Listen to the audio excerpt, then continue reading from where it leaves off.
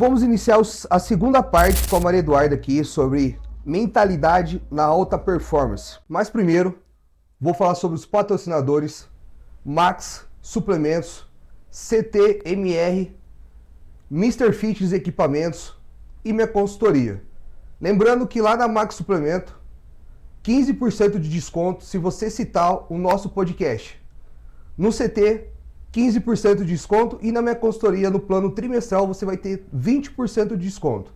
Então, esses são nossos patrocinadores e você que quer ajudar esse humilde podcast, conto com vocês, conto com a colaboração para ainda mais levar informações, levar mais credibilidade, que aqui você tem conhecimento. Aqui a gente vai passar um conhecimento que não tem em lugar nenhum da nossa região. A gente falou do lado do emocional do atleta. E do treinador? Eu acho que é o principal, porque é o que faz funcionar, né? A gente fala, é a cabeça de tudo. Então, assim, eu falo, o treinador, ele não é psicólogo. Tem muito atleta que acha que... Só te cortar, eu não tô falando coach de fisiculturismo, treinador em geral. De natação, Sim, vôlei, basquete, o rugby. Qual que é o papel, a mentalidade do treinador? O que ele precisa ter? O que ele não pode falar? Como é a caracterização dele em relação ao atleta? Isso até que eu tava falando cabe pra isso também, que ele não é o pai dos atletas dele, de qualquer esporte que seja. Ele não é o psicólogo, ele tá ali pra fazer o papel dele, que é passar, enfim, dependendo do esporte, o tipo de treinamento, exercício, o que for. Mas ele também tem que ter um lado humanizado. Porque, querendo ou não, ele tá lidando com humanos, com mentes humanas, pessoas que têm sentimentos, que têm histórias de vida. Então, assim, é saber, tá, por mais que a pessoa ali, ele é um atleta, a gente já sabe que atleta, ele é mais disciplinado, o que você manda, ele faz, mas atrás disso tem uma pessoa com sentimento e uma história de vida que, às vezes, do jeito que você fala, isso pode mexer. Óbvio que não é fazer um papel de pai, mas é também ter um pouco de humanidade nisso, porque com certeza o treinador vai ser quem o atleta vai ter mais contato, às vezes mais que a própria família. Sim. Né? Se ainda mais estiver em época de campeonato, seja o que for, vai estar ali convivendo mais. E em relação ao treinador, né? O treinador, muitas vezes, você pode até falar de forma prática também, além de existir, né, a capacidade humano atrás do atleta, porque geralmente pode ser que o treinador veja o atleta como um robô, né? Mas existe o humano, né? Sim. E além de tudo, ele é humano. Ele não é atleta, ele é humano para ser atleta, não atleta para ser humano. O treinador, ele precisa ter algum tipo... Você acha que é interessante, na verdade, ter algum tipo de especialização ou algum curso sobre parte humana, gestão ali, recursos humanos? Eu acho que, assim, algo óbvio, não existe um curso de psicologia, é a faculdade, né? Não tem como fazer algo relacionado a isso, mas, por exemplo, buscar uma forma de lidar com pessoas. Eu acho que, assim, um curso específico que eu acho que ajuda muito isso a lidar com qualquer tipo de pessoa é a humanização relacionada dentro de hospital. Parece besta, você fala, nossa, mas o que hospital tem a ver, né? Mas eu lembro que quando eu fiz estágio no hospital, até a minha professora falava, você conseguindo passar por aqui, você vai ver que por mais que você vá para uma área nada a ver, a tua forma de visão dentro dessa área vai ser outra. Sabe por que eu falo, Maria? Eu sou formado em administração de empresa, então no decorrer da faculdade tem gestão de pessoas, gestão de recursos humanos, humanização, que era uma matéria que falava sobre os conceitos, né? De demonstração afetiva e tal. E isso me capacitou um pouco a mais de lidar com as pessoas. Sim. Que eu consigo, além do que eu já competi, eu sei como que é a sensibilidade humana numa preparação, eu tenho também um pouco dessa concepção humana em relação a não sentimentos, mas em relação à expressão, né, a linguagem. Sim. Eu aprendi isso na faculdade. E eu vejo a importância. Hoje eu vejo. Com certeza. Tipo assim, nunca lidei, já trabalhei como CLT, mas não era um cargo de gestão, assim, né? Diretor, nada disso. Mas hoje, lidando com muitas pessoas, de todos os jeitos, então hoje eu sei como é a importância do que você falou. Sim. E eu falo assim disso, de ajuda, eu falo até principalmente ajuda psicológica para o treinador. Porque cai tudo pra cima dele, querendo ou não, é muita responsabilidade. Sim. Então, além dele ter que tomar conta, né, de vários atletas, de várias pessoas, ele tem a vida dele. Sim, Então, que acaba também sobrecarregando muito. sim, com certeza. Legal. É, em relação à comparação, né? Porque a gente tem muito disso, tanto performance e quanto pessoas normais, comparar uma com as outras. Sim. O que isso pode acarretar num problema futuro? O que pode intervir na mentalidade de uma pessoa? Eu acho que é a pessoa nunca achar que ela é suficiente. Nunca achar que ela tá bem consigo mesma. Porque a gente sabe, nas redes sociais é muito ângulo, iluminação. Então, às vezes, você vê a pessoa na foto, mas vai ver pessoalmente, é totalmente diferente. Às vezes, até se você coloca o celular um pouco mais pra cima, um pouco mais pra baixo, já muda tudo. Sim. Então, assim, na hora, a gente que tá vendo isso, passando o feed, seja o que for, a gente não vai pensar nisso. Ah, mas é ângulo, não sei o quê. Não, a gente vai se comparar. Então, bater o olho vai acabar tendo essa comparação. E isso, principalmente, assim, para um atleta, né, de alto rendimento, o impacto é muito maior. Mas até para uma pessoa comum, que quer buscar, sei lá, um emagrecimento, um ganho de massa, ela fica naquela de, nossa, mas, poxa, eu tô aqui, eu tô tentando e eu não consigo. Olha, né, a pessoa ali, às vezes que fala, nossa, 3 meses, consegui emagrecer. E aí você fica naquela comparação de você em 3 meses com a pessoa em 3 meses. Mas entre aquilo, cada um é cada um tem a genética, cada um tem a facilidade pra ganhar determinado, né, tipo do corpo, sei lá, o glúteo, quadríceps. Cada um vai ter o seu ponto fraco e o seu ponto forte. Entendeu? Então, eu acho que é complicado, isso é um assunto bem complicado, que às vezes não envolve só um diálogo tão curto que nem aqui, mas é uma conversa de horas mesmo, de assim, sobre isso de comparação e tudo mais, porque envolve autocobrança, que a gente falou, envolve questão de autoestima, de autocuidado, dela às vezes se sentir já inferior no corpo. Isso pode se refletir, às vezes, para dentro da empresa que ela tá trabalhando, acha que ela nunca é uma funcionária suficiente, numa filha suficiente, uma irmã suficiente, uma amiga suficiente. Então, isso pode ir para vários nichos. E dando sequência nesse assunto, sabe o que eu ia te perguntar, que veio agora na minha cabeça? Em relação, até eu falei semana passada, a semana, não lembro, sobre os influenciadores, né? Uhum. Vamos pegar o caso que acho que a maior influenciadora do meio é a Virgínia, Uhum. né? O que acontece? Que uma influenciadora é capaz de pontos negativos influenciar uma pessoa que a segue?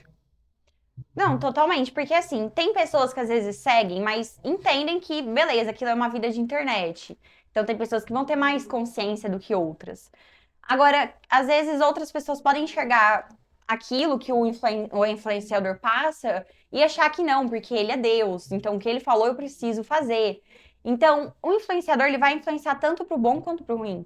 O exemplo mesmo da Virgínia que você falou, né, desses jogos de azar, isso é um assunto assim que vem crescendo muito, muito mesmo. Inclusive, estou tendo experiência relacionada a um atendimento de um caso, de um assunto assim.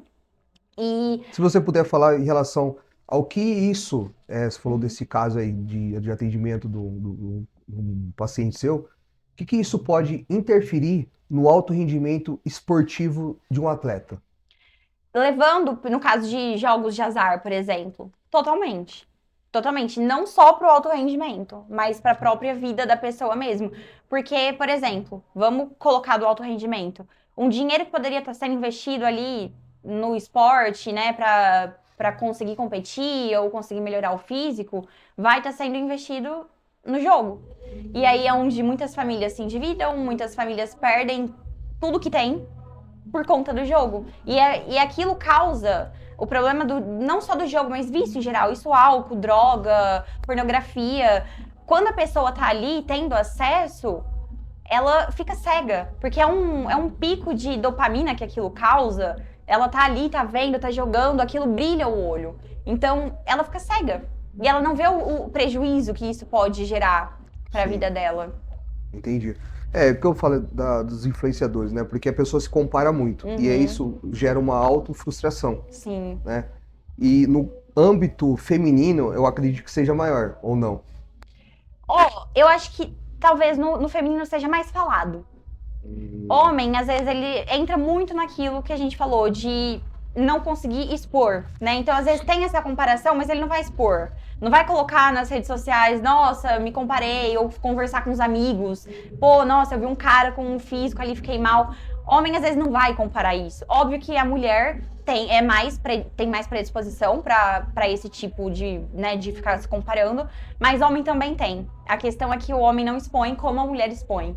Pelo medo de ser taxado como fraco, entendeu? Vou falar agora, dar uma pausa, falar sobre os patrocinadores, Max Suplementos, CT, MR, Mr. Fitness Equipamentos e minha consultoria.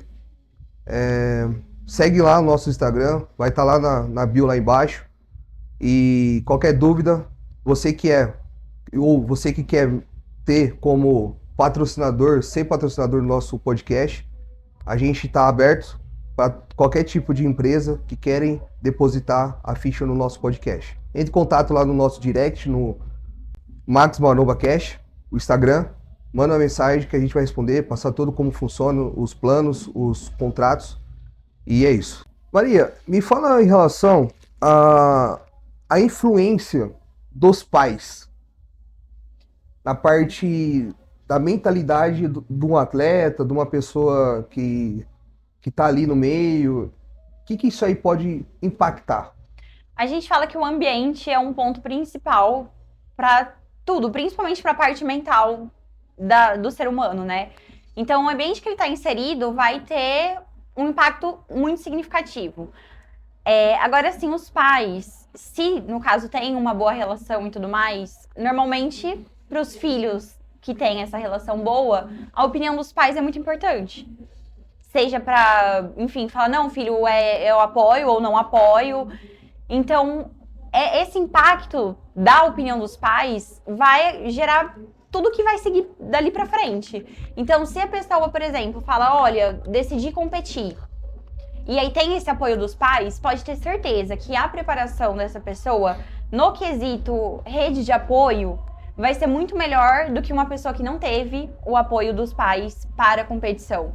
Então, às vezes, ela não vai estar bem, ou vai precisar de um apoio emocional, ou quer conversar, enfim, até da forma de levar, de ser uma forma mais leve. Quando tem esse apoio dos pais, eu não diria que, óbvio, não faz um milagre na preparação, que ainda assim acaba sendo difícil, mas dela saber que os pais estão ali e estão apoiando ela no sonho dela, isso com certeza é muito importante. E se o pai não apoia e deixa bem frisado que ele não apoia, mas não julga? Eu acho que, dependendo da pessoa, isso pode ser frustrante ou não. Aí isso também acaba sendo muito pessoal. Que, não apoio, mas, enfim, é um sonho seu, você faz se você quiser. Eu acho que, assim, tem pessoas que querem a validação dos pais, que realmente precisam do apoio, que os pais virem e falam, não, eu apoio você. Tem pessoas que, por mais que não apoiem, querem que respeitem. Então, assim, você não precisa gostar, mas é pelo menos respeitar. Sim. Tem pessoas que às vezes não ligam, não se importam, que às vezes já não tem uma boa relação com os pais, então o que os pais falarem é meio que insignificante. Então isso acaba sendo muito pessoal também do contexto que a pessoa vive. Entendi. E em relação a relacionamento? Você fala... Relacionamento, namorado, esposo, esposa... Quando eu falo assim, é difícil, tanto quando os dois são atletas, quanto um é e o outro não é. Os dois têm os seus pontos positivos e negativos. Eu acho que, assim, quando os dois são, um entende o lado do outro. Então, assim, tá passando fome, tá numa fase meio apertada ali da preparação, o outro vai entender, porque ele já viveu isso, ele vive isso, então ele sabe o que é. Então, ele vai entender e, às vezes, vai poder ajudar, vai poder escutar o que a pessoa tá sentindo e poder ajudar com alguém que já passou pela experiência. né? Mas quando um é e o outro não, tem o ponto negativo também de falar, poxa, ele não sabe o que eu tô sentindo, ele não sabe o que é passar fome, ele não sabe, né, o que eu tô passando. Mas também quando os dois são atletas, entra nesse ponto de um, às vezes, ter que ceder ali pro outro, de precisar, às vezes, sei lá, um tá estressado e o outro não. E aí um tentar compreender o lado do outro e ajudar, mas também um lado negativo, né, no positivo, desculpa, se um é atleta e o outro não é que a pessoa, às vezes, vai estar 100% ali bem mentalmente pra estar dando o apoio que precisa, porque Entendi. quando um é atleta e o outro não, sempre vai ter alguém mais estável ali pra acabar puxando, porque ainda mais quando, né, os dois estão juntos em preparação, por exemplo. Sim. Aí acaba complicando um pouco mais. Mas quando os dois, quando um é atleta e o outro não, aí esse outro pode dar uma puxada. Entendi. E em relação ao foco mental do atleta, você falou que tem como ser treinado, né? Com terapia, com uma pessoa ter um profissional. E se a pessoa não tem esse profissional, ela consegue ter esse treinamento, ela consegue, digamos, autossuficiente fazer essa melhoria ou não? Tem gente que consegue. Que entra nisso que eu falei, não é todo mundo que precisa de terapia. Ou se não, só com o tempo de preparação de campeonatos, seja ser fisiculturismo ou não, ela consegue com o tempo ir melhorando a questão do rendimento mental? É óbvio que com o tempo vai melhorando. Porque, assim, tudo que é uma experiência nova é que nem um hábito novo. Por mais, nossa, mas tá chamando o esporte de hábito. Não, não é nesse sentido. Sim. Mas, assim, tudo que é novo, até a gente acostumar, leva um tempo. Então, a pessoa ali que teve o seu primeiro campeonato e a pessoa que tá no 10º campeonato, com certeza que tá no 10º sabe lidar de uma forma melhor do que a que tá no primeiro. Sim. Então, assim, tem gente que às vezes tá no 10º campeonato e nunca precisou fazer terapia. Porque conseguiu conseguiu desenvolver, lidar super bem, sem precisar de uma ajuda profissional. Mas tem pessoas que às vezes já na primeira precisa de ajuda. Certo, você falou da ajuda. Elenca, 3 sinais que a pessoa realmente precisa de um apoio psicológico de um profissional. Eu acho que assim, quando ela tá cometendo talvez os mesmos erros, então ela fala, nossa, enfim, eu tô me cobrando muito, eu sei que isso não tá me fazendo bem, eu vou tentar parar. Aí a hora que ela vê, já foi passando o tempo e ela ainda continua se cobrando e isso vem se agravando. Certo. Isso já é um ponto. A outra seria quando ela vê que a saúde mental dela tá se afundando a ponto de estar interferindo em todos os pontos da vida dela, não só dentro da preparação. Então, no trabalho, na vida social, no relacionamento com os pais, com o namorado, namorada. Esse também seria outro ponto. E outro, eu acho que quando a pessoa começa a duvidar do seu propósito. Porque a gente fala, pra competir, a gente tem que ter muito bem aquela ideia na nossa cabeça que é o que a gente quer. Sim. Então fala, não, eu preciso abdicar de tudo pra chegar ali no meu objetivo. Certo. Quando ela começa a duvidar disso, falar... Será que eu sou capaz? Será que eu sou capaz? Duvidar da capacidade dela, eu acho que também seria outro ponto. Legal. É bom você frisar pelo menos 3 pontos, porque as pessoas que que assistem o nosso podcast, que estão ligados no nosso podcast, às vezes está ali para já tá o segundo, terceiro campeonato, ou a pessoa já é campeão brasileira de natação, de handball, e ela duvida da capacidade dela se realmente ela é boa, né? Isso às vezes vai impactando na performance dela, né? Isso é legal, importante a gente frisar. Você falou que a vida social é importante, né? A vida familiar, o convívio familiar, não a vida social, o convívio familiar é importante. Você acha que é muito mais positivo ou negativo no âmbito familiar os pais já serem de algum esporte e o filho querer seguir a linha dos pais? Isso é muito mais benefício ou muito mais malefício? Pontos positivos e pontos negativos. Por que eu falo? De só completar a minha pergunta. Vou dar um exemplo de futebol. Vamos colocar o Ronaldo. Pelé, né? Os caras foram referências mundiais. Só que os filhos não teve a mesma capacidade, né? Por exemplo, o filho do Pelé não teve a mesma capacidade mental, porque teve uso de droga no decorrer. Acho que você nem era vivo ainda, mas eu tô te falando porque não sei se você sabe. Ele foi jogador de futebol, jogou no Santos e tal, mas teve problema com o tráfico, eu acho, com o envolvimento de droga, lado mental. E o filho do Ronaldo, ele não quis seguir o caminho do pai de futebol, hoje acho que é DJ, empresário, alguma coisa assim. O que você pode falar, agora eu perguntei, dos pontos negativos e dos pontos positivos?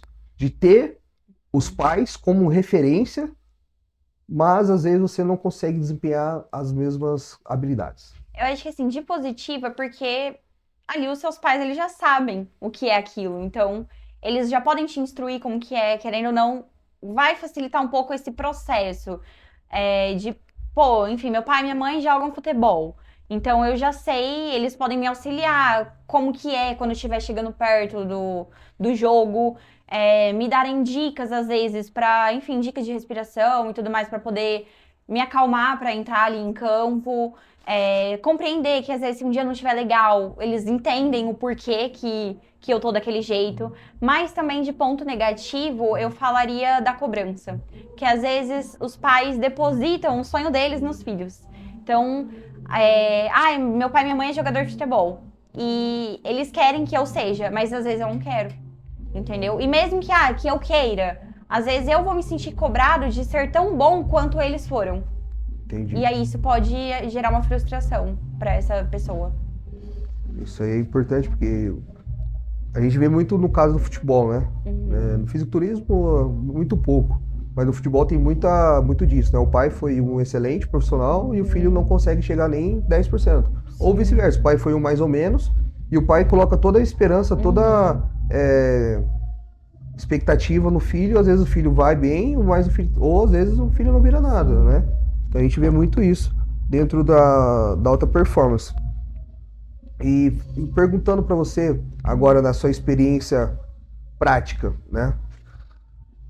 O que te levou a fazer psicologia e o que a psicologia ela te levou, se ela levou você a passar na prática na questão mental para hoje você trabalhar com a psicologia esportiva? Eu acho que assim, o que me levou, na verdade, a fazer psicologia, a minha história é meio louca, assim. Porque eu cheguei no terceiro colegial sem fazer ideia do que eu queria. Eu via lá meus amigos tudo prestando vestibular e aí entrando nesse assunto, né? Que a gente tava falando sobre cobrança. Você vem e fica, nossa, porque todo mundo já sabe o que quer fazer e eu não sei, meu Deus, e agora, né? Será que eu vou ser perdida? Será que eu não vou saber de nada? Só que eu já tinha algumas ideias em mente, mas eram ideias muito diferentes, eram cursos totalmente aleatórios. Um nada a ver com o outro, né? Até que eu fiz o teste vocacional, com a minha psicóloga, inclusive, lá em 2019, que foi no meu terceiro colegial. Tinha dado algumas opções, inclusive psicologia. E psicologia era um curso que eu pensava, já que eu tinha em mente. A hora que deu, eu dei uma pesquisada também a fundo e me encantei. Me encantei. E por incrível que pareça, uma história super besta também, o filme Coringa, sabe? Aquele lá do Joaquin Phoenix lá. Enfim, eu assisti esse filme, foi onde deu o plim, que eu falei, meu Deus, eu me apaixonei por essa área de saúde mental. Aí, enfim, foi assim que eu comecei na psicologia. Eu acho que disso do esporte foi depois que eu competi. Começou, assim, até no processo, né? Quando eu estava entrando ali em preparação e tudo mais, que fez eu gostar bastante dessa área do esporte, da psicologia do esporte. Porque quando a gente olha pra dentro realmente do que é um esporte de alto rendimento, a gente vê quanto a mentalidade é praticamente 100% ali do que você precisa fazer. Eu diria assim, 99%, porque óbvio, aí tem os treinos, tem dieta e tudo mais, mas é o que mais... O que move. O que move. O que move. E você competiu, né? Você falou que fez 2 competições. E o que você levou da psicologia para dentro do esporte? Eu tentava, assim, eu sabia que a mentalidade era o principal, então eu sempre tentava estar pelo menos com a mente, assim, possível para continuar com a preparação e ainda levar o meu último ano de faculdade, que eu acho que, assim, foi o que mais pegou. Talvez se eu não tivesse no meu último ano, teria sido diferente? Não sei. Mas o que eu mais estava tentando era continuar assim, com a minha cabeça mais saudável possível. Então, eu já sabia algumas técnicas, né, até por conta já de estar no último ano de psicologia, que eu acabava aplicando em mim mesma, de respiração, enfim, às vezes de Isso realmente organização. ajuda. Ajuda, sim. Que nem a gente fala até pra acalmar, né, a respiração diafragmática. Então, eu lembro que eu fiz uma prova que foi da professora mais rigorosa que eu tive no ano passado, foi na semana do meu campeonato. Então, assim, a prova foi na terça, o campeonato foi no sábado. Foi, assim, eu tava com a cabeça totalmente pilhada, né? Por última semana ali de preparação, enfim. Fora que era a minha última prova com essa professora, eu tava super nervosa. Eu entrei na sala pra fazer a prova aplicando a respiração diafragmática, que a gente fala, né? Que é de puxar pelo nariz por 4 segundos, segura 2 segundos e solta por 6. Puxando sempre pela barriga, não é pelo pulmão, a diafragmática. E eu fiquei fazendo isso pra tentar me acalmar e conseguir terminar a prova. Eu acho que eu fiz isso o tempo todo pra conseguir realmente me acalmar. E fora, assim, né, de mentalidade, de rotina, porque a minha rotina no passado tava um caos, né? Porque era o último ano, fora a preparação, então aí tinha que organizar. Aquilo tudo tinha que caber num dia só, que aí tinha os estágios também. Então, assim, acho que organização. Eu organizava a minha semana, aí eu conseguia visualizar a semana inteira o que eu tinha que fazer de segunda-feira até domingo. Então, isso foi essencial. Uhum. E o que eu percebi, você fala muito de organização. Então, Sim. para você ter uma mentalidade, às vezes, melhorada, a organização. Não, sim. Geralmente a pessoa, não, tá tudo organizado, mas tá escrito. É isso que eu falo. Às vezes tá organizado na cabeça, mas e no papel? Porque às vezes você vai juntando tudo aquilo e vira uma coisa só. A hora que a gente vê e fala, nossa, mas eu tenho tanta coisa pra fazer, será mesmo? Coloca no papel que você vai ver. E isso te deu mais. Ampliou mais o seu dia. Sim. Né? E dentro, falando mais em relação à sua prática no fisiculturismo, no esporte de alto rendimento, o que você viu dos outros atletas que você assustou assim em relação à mentalidade, tanto positivo quanto negativo? Eu acho que assim, positivo foi. Eu também não dá pra citar tudo porque ninguém vai realmente mostrar. Sim, mas o que você viu nos bastidores? Mas o que eu vi assim, às vezes dessa falta de comparação, porque eu tive muito. Muito isso, de ficar se comparando, de, enfim, entrar em perfil, de saber quem ia competir comigo e ficar olhando. A minha psicóloga falou, bloqueia. Bloqueia. Então, assim, eu pensava, eu falava, gente, será que todo mundo já passou por isso que eu tô passando? De ficar se comparando dentro do esporte? Sim. Então, assim, isso é uma coisa que eu admirei muito, porque, assim, disciplina eu sempre tive. Eu acordava 4 horas da manhã pra estar ali fazendo meu cardio, pra depois comer, tomar banho, pra ir pra faculdade, tinha os estágios e tudo mais. Chegava, ainda tinha que treinar, fazer cardio. Então, assim, disciplina eu sempre tive. Era mais essa parte mental de comparação que eu admiro muito. E uma coisa que eu vi que um ponto negativo é o ego. Eu falo, gente, atleta, principalmente de fisiculturismo, tem um ego enorme. E isso é triste, sabe? Isso é um transtorno? Ou não? Ou isso Não. é um problema de mentalidade? O que a gente pode falar em relação ao ego? O ego, qual que é a aplicabilidade dentro da teoria?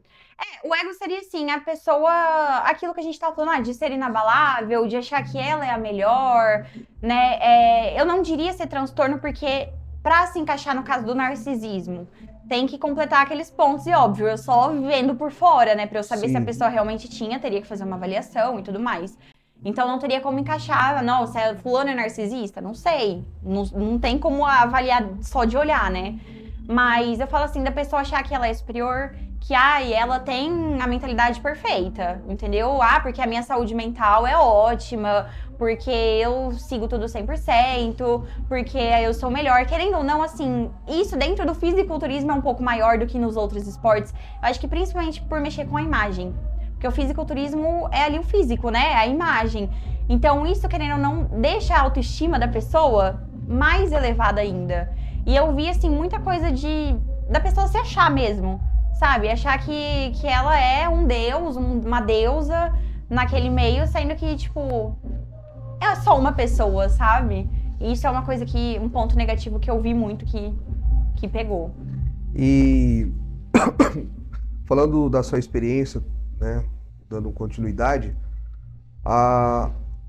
você viu alguma coisa assim fora do comum em relação a um atleta que você acompanha ou você convive de perto ali, do que ele passou, que ele persistiu, que ele conseguiu atingir o objetivo dele? Você lembra alguma história? Que a mentalidade dele foi o crucial. Uhum. Eu lembro, assim, de duas, inclusive, nessas duas, uma é minha. Na verdade, eu posso falar até três. Tirando você, que você já falou. Então, pessoas. assim, Terceira pessoa, na verdade. Uma que eu fiquei sabendo, né, que a mãe do atleta faleceu, se não me engano, não sei se foi 2 dias antes do campeonato, uma coisa assim. E ele competiu, mesmo assim. Que é uma coisa que eu não sei se eu conseguiria. Porque eu falo, óbvio, não dá pra julgar. Mas eu falo, gente, eu não sei. Eu falo, a minha mãe. Talvez eu pararia, eu acho que tudo, a minha vida, por conta disso, mas também não dá pra julgar.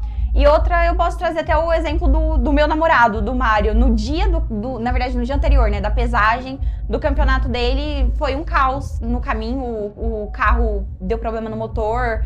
Foi, assim, um estresse gigante e ele conseguiu se controlar, sabe? Se manter super, super firme, não deixou isso estressar pra não aumentar o cortisol e tudo mais. Que eu falo, eu talvez no lugar, não sei se teria sido da mesma forma. Legal. É porque assim, o fisiculturismo ele é muito além da capacidade física, né? Sim. Posso dar vários exemplos de atletas meus. Não sei se que é o mesmo caso que você falou que é da mãe, que tive um atleta também. Sim. É o mesmo, do Oswaldo? Que pra mim foi o extremo do extremo do extremo do extremo. O cara enterrar a mãe na quinta e competir no sábado. Sim, né? E já teve outros também de bens materiais, né? De perder carro. Eu posso falar até da minha experiência de 2020, que eu estava me preparando para o brasileiro, perdi emprego, carro e tal, minha vida transformou da água para o vinho. Só que isso, não sei se você vai falar melhor em relação a ter mais embasamento teórico. O quanto o fisiculturismo ele muda a mentalidade. Muito. Muito. Eu falo assim, hoje, por mais que eu não tenha mais pretensão de competir, o que me ensinou foi muita coisa. Por mais que teve os seus pontos negativos, enfim, de acabar mexendo com o psicológico, ou às vezes mexendo até em relações familiares, relacionamento, mas não foi só coisa ruim. Até porque eu ia estar mentindo. Sim. Se fosse, nossa, não, foi só experiência ruim. Não, poxa, hoje eu dou muito mais valor para os momentos que eu tenho com a minha família. Um aniversário, um almoço, que nem todo domingo a gente vai lá no sítio da minha avó. Nossa, isso pra mim eu dou um valor enorme hoje, porque tanto que eu sofri de não poder ter passado por isso em preparação, então eu falo, foi muita coisa boa que me ensinou a dar valor pra comida, principalmente. Porque antes, nossa, eu vejo muita gente comendo e deixando ali no prato, né? A gente vai lá no shopping, olha na praça de alimentação, e eu falo, poxa, eu passei tanta fome, sabe? Que hoje você fala, não, eu não vou deixar nada. Porque tem gente, eu escolhi passar fome. Sim. Um morador de rua não escolheu. Entendeu? Sim, quem tá ali morando na rua, você fala, ele tá passando pela mesma coisa que eu, de sentir fome, mas ele não escolheu estar ali. Eu tô passando porque eu quero, Sim. Entendeu? Então eu falo, muda muito disso, a forma que você enxerga as coisas. Então, ele traz um aprendizado para Com certeza. E não só assim, a pessoa que busca o fisiculturismo, que busca a alta performance. Você vê também a pessoa que quer um emagrecimento, que a pessoa é obesa e ela emagrece, ou a pessoa que quer um objetivo para ganhar massa muscular, isso muda a mentalidade da pessoa igual a alta performance? Eu acho que assim, não talvez igual, mas muda. É porque eu acho que a alta performance tá no próprio nome. A alta performance, Sim. Então é algo realmente Além. Exatamente. Então assim, por isso, por exemplo, uma pessoa ali que vai estar passando fome para emagrecer não é a mesma fome de quem vai competir. Que realmente a quantidade de comida é muito menor e tudo mais. Mas com certeza muda, assim, até às vezes dela enxergar a própria capacidade dela. De falar, poxa, olha onde eu consegui chegar. Então, né? isso vai mudar, digamos, o quão ela é forte. Sim. É isso. Ela vai enxergar, às vezes, um lado dela que ela não sabia que existia. Então, isso, às vezes, o fato dela conseguir ter passado pelo processo de emagrecimento vai fazer com que em outras áreas da vida dela ela consiga progredir também. Às vezes, no trabalho, ela vira uma pessoa mais comunicativa, consegue se expressar mais, aí ela pode acabar sendo promovida. E com isso, a saúde mental melhora, né? Porque a autoestima melhora, então a saúde mental melhora. E aí ela vai conseguindo evoluir em vários, às vezes consegue um relacionamento, consegue ter uma vida mais ativa, mais saudável, e isso tudo vai contribuindo, tem um monte de benefício. Entendi. Para finalizar, eu quero que você diga ali na câmera a importância da mentalidade, não somente para alta performance, que aqui é o mais voltado para alta performance no nosso episódio, mas sim a mentalidade para as pessoas que querem uma melhora para si. Tanto física, quanto no trabalho, quanto no lado social, lado familiar. Deixa ali uns 30 segundos uma mensagem pro pessoal ali na nossa câmera.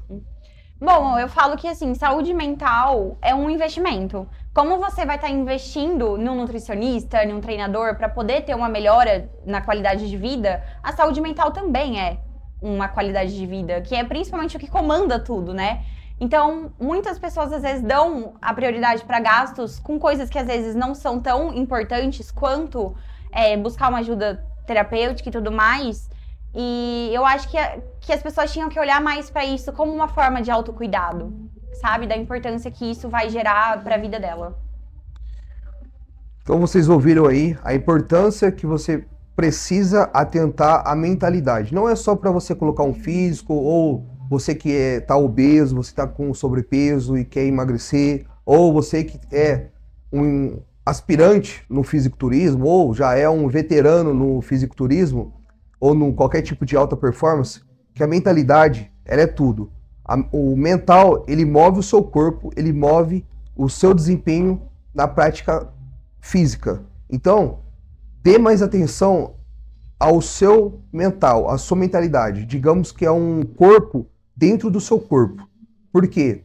Se você não tiver com a mentalidade boa, não digo perfeita porque não existe perfeição, mas boa, uma mentalidade em dia, você pode ser a melhor pessoa do mundo do seu hobby, do seu esporte. Só que você não vai performar. Você não constrói físico sendo somente o hardcore, a pessoa que vai ali, treina, faz dieta, faz cardio e usa hormônio. Não é isso. A mentalidade, ela faz físico, e um físico não faz uma mentalidade. Às vezes pode perder ao lado mental. O físico pode diretamente prejudicar o seu emocional, que também vai prejudicar o seu lado mental. Então cuide do seu segundo corpo, que é a sua mente.